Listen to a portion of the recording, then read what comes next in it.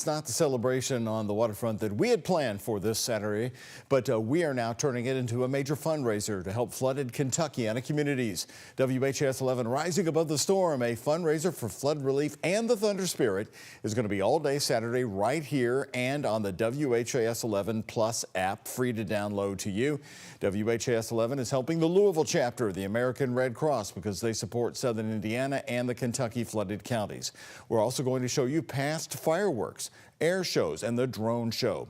Live coverage in our telethon begins 6 to 11 p.m. And then at 9:30 Saturday night, right when Thunder will be happening, we have a 30-minute look for you at many thunders. It's Saturday on WHAS 11. Hope you'll join us.